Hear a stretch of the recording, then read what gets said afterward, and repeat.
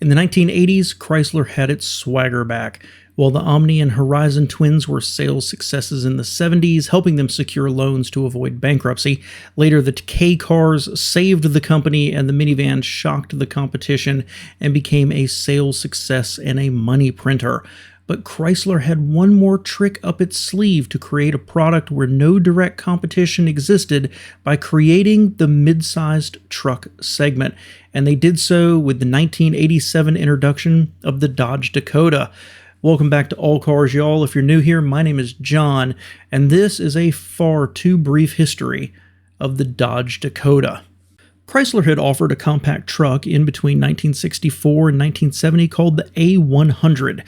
We won't spend much time on this unibody, forward-control truck initially on a 90-inch wheelbase and intended to compete with offerings from Ford, Chevy, Corvair, and VW, but it was modestly popular and entered popular culture.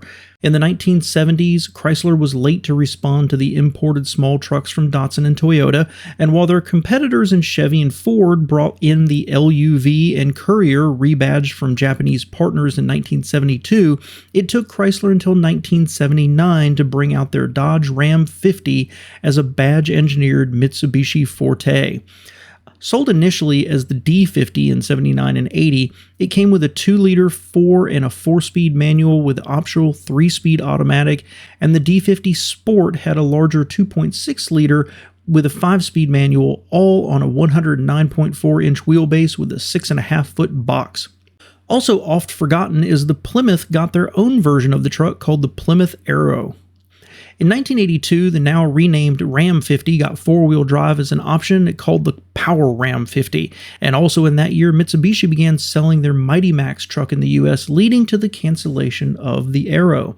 In 1983, the truck got a mild refresh, now with quad rectangular headlights helping differentiate it from the Mitsubishi offering, and also adding a 2.3-liter turbo diesel engine making 80 horsepower, later improved to 86. The Ram 50 was redesigned for 87 following the updated Mighty Max, now with a 2-liter engine making 92 horsepower or a 2.6 making 108, as well as 4-wheel drive offerings, 2 different bed lengths, and an extended cab offering. This second generation lasted until 1994, later with ever more powerful engines, including a 142 horsepower 3-liter V6, but it remained in the lineup, slotted below the new Dakota. It's also worth remembering that Chrysler offered a Ute option as well, the Dodge Rampage, between 1982 and 1984, and a Plymouth version of it called the Scamp, only available in 1983. Based on the L platform that underpinned the Horizon and Omni, and styling from the later named Charger, it was a front-wheel drive unibody pickup with a bed. Powered by Chrysler's 2.2-liter 4 with 84 horsepower running through either a 4-speed manual or a 3-speed auto initially, it received a 5-speed manual in 1983. The Rampage weighed 2,400 pounds with a load capacity of 1,145 and received a facelift in 84 before cancellation after only about 8,000 were sold in 1983. While early in the decade, both Chevy and Ford had designed their own compact trucks with the Ranger and the S10, Dodge didn't release a competitor until 1987, and while the company was still recovering from bankruptcy, they'd gotten their mojo back and decided to zig when others had zagged. Cobbling together parts from other Chrysler products and built in the same plant as the Dodge full-size trucks, the new N-body platform was cheap to develop. The first generation Dakota launched in 86 as an 87 model, and it lasted all the way through 1996.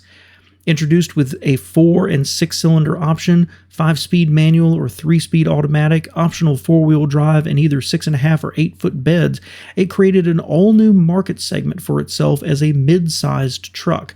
With 3 basic models, the S, the Sport, and the top-of-the-line LE, which was later named the SLT, the first engines were a wheezing 2.2-liter inline-4 making 94 horsepower, or a 3.9-liter V6 making 125. In 1988, the V6 got fuel injection with no change in horsepower, and in 89, the 2.2-liter was replaced with a 2.5 making 100 horsepower.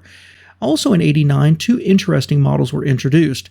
The first was the Dakota convertible with a roll bar, decals, AC, alloy wheels, and more, and the second was the Shelby Dakota. The Shelby started as a short bed standard cab, and the V6 was replaced with a 5.2-liter V8 with 175 horsepower with special wheels and bling as well as numbered dash plaques. It lasted for 1 year with about 1,500 built. For 1990, a club cab model was added, and in 1991, the truck got a refresh with new grille, headlights, and hood, and the 5.2-liter V8 as an option, while the convertible was quietly ended. For 92, the 3.9-liter and the 5.2-liter engines were updated to Magnum status, with multi-port electric fuel injection and computer controls, raising horsepower to 180 and 230 respectively. They were both massaged again in 94, slightly lowering the power ratings, and in 96, the 2.5-liter K-Car engine was replaced with an AMC-designed 2.5-liter, making 120 horsepower. For this first generation, there were two other notable models, the Little Red Express and the Dakota Warrior. Both were inspired by models previously available on Dodge's full-size trucks. The Warrior harkened back to the Warlock trim of the 1970s, and the Little Red Express shared the same name with the previous model and had their bed replaced with a step-side bed based on fiberglass, with the conversions done by a third party. Development of the second generation began in 1991, largely keeping the same N-body platform now known as the DN, and with styling revised to look like the redesigned Ram trucks. Released in 96 as a 97 model, with the ST being the base model, the Sport, and the RT released in 98 with a 5.9-liter V8 making 250 horsepower and 345 pound-feet of torque, running through a 4-speed automatic. Base engines were the 2.5-liter AMC 4-cylinder with still 120 horsepower, the 3.9-liter V6 with 175, and a 5.2-liter V8 making 225 horsepower. In 2000, the regular cab with an 8-foot bed was canceled, but a new 4-door quad cab was introduced with a 5-foot 3-inch bed on a 131-inch wheelbase.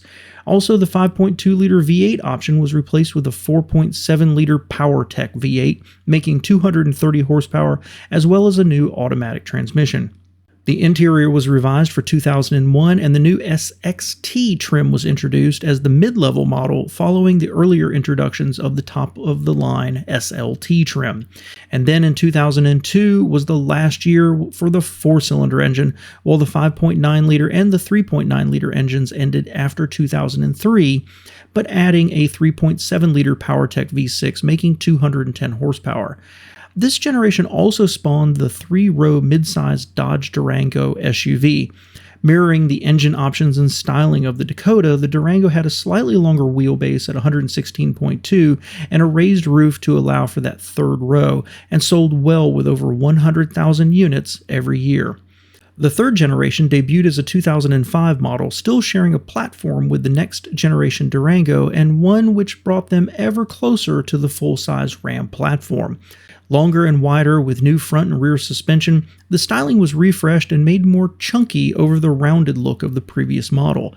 There was no longer a regular cab model, and the standard engine was now the 3.7-liter V6 making 210 horsepower, with a 4.7-liter V8 making 230 and a high output 4.7 making 260. Initially, the base engines had a 6-speed manual as an option, but that was ended for 2007. Trim line started at ST for the base, the SLT at the mid-level, and the Laramie at the top of the line. With the club cab, the truck got a 6.5-foot bed, and with the quad cab, a 5-foot 4-inch bed. The RT model also returned for the 2006 model year, but was an option package with non-functional hood scoops, decals, and an exclusive gauge cluster. The truck was facelifted for 2008 with improved interior, and the 4.7-liter V8 now made 310 horsepower.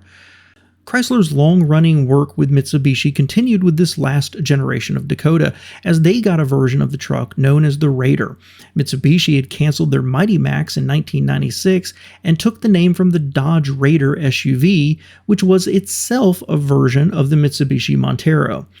With some specific styling and parts, it shared engines with the Dakota and was built on the same manufacturing line, but was a shockingly bad seller, topping out at only 7,500 units for 2007. It was canceled for 2009, but had one model worth highlighting. In 2006, they offered the Durocross version with lowered suspension, body kit, and a payload of only 1,180 pounds. By 2011, the Dakota was discontinued and Fiat Chrysler announced that there would not be a replacement vehicle coming with declining sales in the compact sector. From 1999 to 2005, Dakota sold more than 100,000 every year, but after the Great Recession, never recovered and limped along with just over 10,000 sales until the end. But it wasn't quite the end. Chrysler and Mitsubishi announced in 2014 that they would be working together on a global truck that was to become the Mitsubishi Triton or the L200, and which Ram sold as the Ram 1200 in some markets, but it was never planned or brought to America. The Dakota created the mid-size market to itself and successfully defended it for over 20 years and has passionate fans for its combination of ability, powerful engines, and space. It wasn't until near the end of the Ford Ranger that it approached being a challenger to the Dakota in size. And while those early four-cylinder engines were anemic, offering V6 and later V8 power set the Dakota apart, offering most of the ability of full-size trucks in a smaller package people could appreciate. Personally, I found myself appreciating the Dakota more as I look back on those years. We can miss the compact trucks, but the Dakota offered a special combination that I think had just a little bit more elbow room. I'm struck that as it was canceled, falling sales were noted as a reason, as well as customer complaints that it wasn't meaningfully cheaper than just buying a full-size truck. As I've done these history videos of these compact trucks, it's a complaint that has come up with each one of the manufacturers, and it's not hard to wonder just how related these statements are. In fact, one selling point for Ford when pitching designing the Ranger to begin with was that they would be able to sell it at nearly the price of an F-150. Maybe building a smaller truck but pricing it close to the big ones is what killed the market. If you cobble together enough parts from full-size trucks, you don't radically update the chassis year after year, and the price is similar to a full-size offering, is it any wonder sales began to stagnate and buyers decided to just go ahead and get the bigger truck? Then you can shrug your shoulders and say, well, compact trucks just don't sell.